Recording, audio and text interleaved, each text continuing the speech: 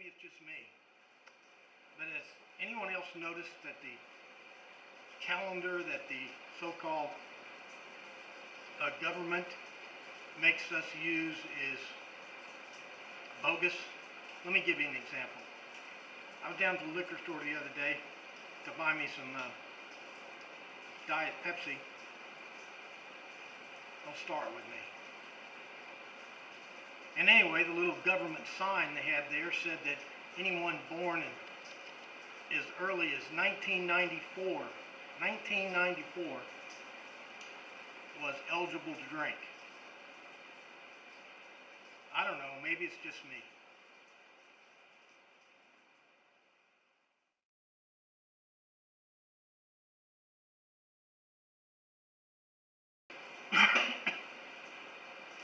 In my last video, I got some comments that people like the boxes I showed. I just sort of glanced over them to show that I actually did work here. Well, I didn't make a video of actually building the boxes. I'll do that in the next couple of weeks probably. But I would like to, since there was some interest in those boxes, I'm going to show today. I'm going to go over and show you some close-ups of some of the features of the boxes, and also go through the chronology, the development of the design, and the various prototypes that are necessary, and some of the drawbacks and things you need to think about when you make gifts. Okay, to come up with the final design, there's a lot of things to think about. You've got to think about the material, the finish, the detail, what the thing looks like, and so forth. This was the first, I guess the first iteration.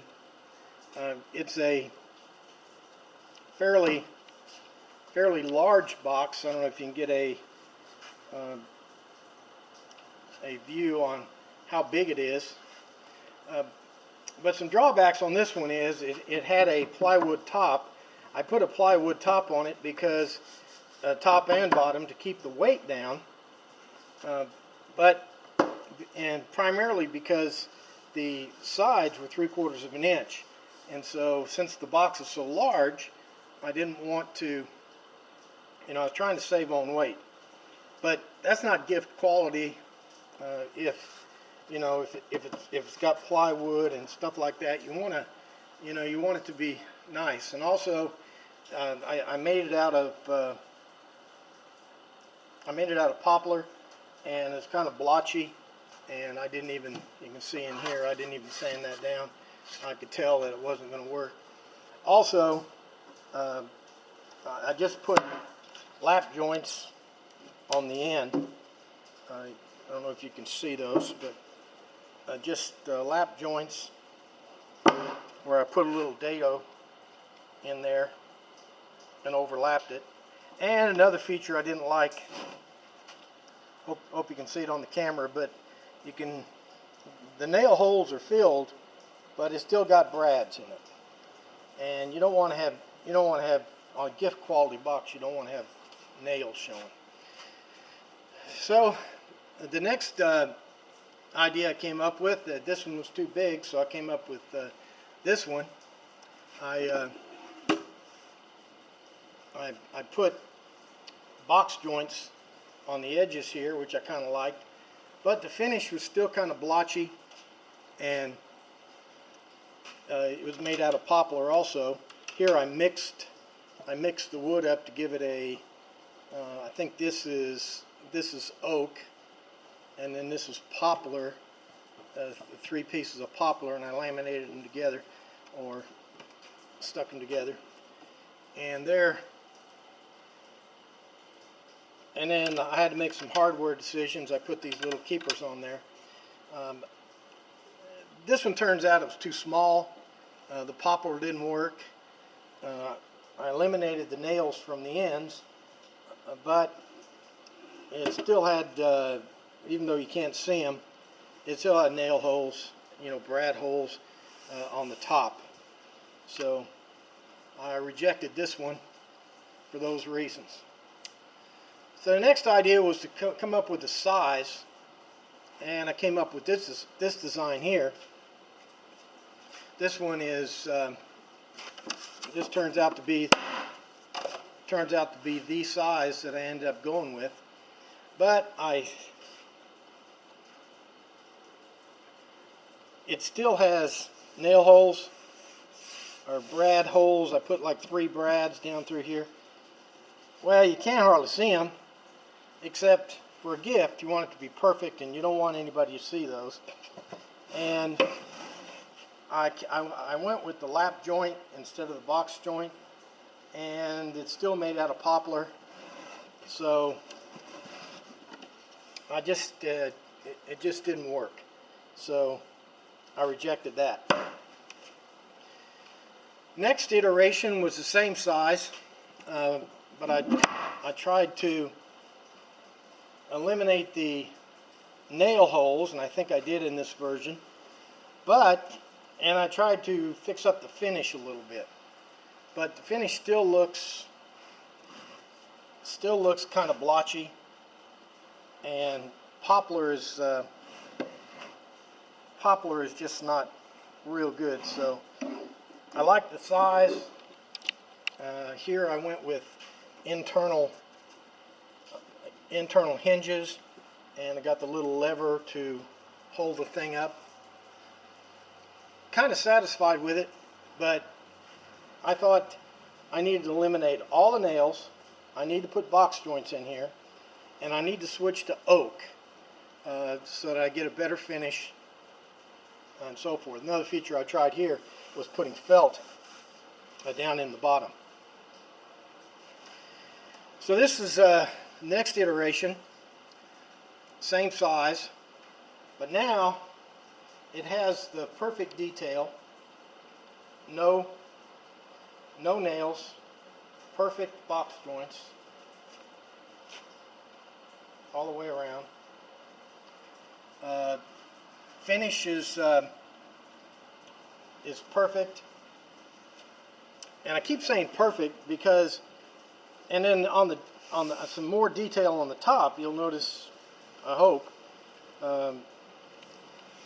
like right there, there's a dowel and a dowel and a dowel and a dowel, and same business on the bottom. Got dowels holding the top on. I keep talking about perfect because for a present, you know, you may be making 10 of these things, but the person you're making it for only is only going to get one of them. So it has to be perfect. The first thing, so you have to think like whenever you're working on one that you're only making one, and it has to be perfect. So the problem with this one, the reason that this is a reject, is I used something called amber shellac, and it gave it this kind of amber color, and I thought it looked kind of splotchy, and I kind of went with shellac because it dries in, it dries real fast. In 30 minutes you can practically sand it, and it cures in just hours. But I didn't like it, so I went to the final iteration. Okay, so this is the final iteration here. This has the same details. The box joints all the way around. The finish is perfect. You can see the dowels. Dowel there, dowel there, dowel there, dowel there. So there's no nails. There's no nails. And two things to remember. When you give something as a gift, a woodworking project, the first thing the person's going to do who gets it is they're going to touch it. So this surface all the way around has to be perfectly smooth. That's what they expect. So just make sure that happens. And the second thing is the detail. If you goof a project up, throw it away. If it's a gift, the detail has to be perfect. Wherever they look on this thing, that seam right there has got to be perfect. Those have got to be perfect. The bottom seam has to be perfect. Everything has to be perfect. Otherwise, it's not gift quality. Okay, so this is the box that I came up with. I made 7 of them. Now, to keep my promises, and you might have said, well, gee, all these prototypes, that's kind of wasteful, isn't it? Well, it's not really wasteful. My wife uses that one to keep zines in. I use that one to keep junk in my office. I don't know what I use this one for, nothing. I don't use that one for nothing either. But if you come over here and you'll see the ugliest boxes ever made. This one right here, this was a prototype. You can see here that this is a box I use for all my router bits. I don't know if you got a router and you go to use your router and you don't know where everything is. Well, I do. Everything is in this box. All the tools and plates and spacers and routers and everything else in this box, and it's secured and so forth. Okay, now if I can get this router bit box off. Getting to the end of the video, and this is the ugliest box ever made. Check it out. This was one of the prototypes, and I put that giant handle on there. That giant, I made that out of oak, and it's bolted in place. Let me show you what I use this for. It's pretty heavy duty. I got these clamps here on the end. And this is all my router stuff, or I mean grinder stuff.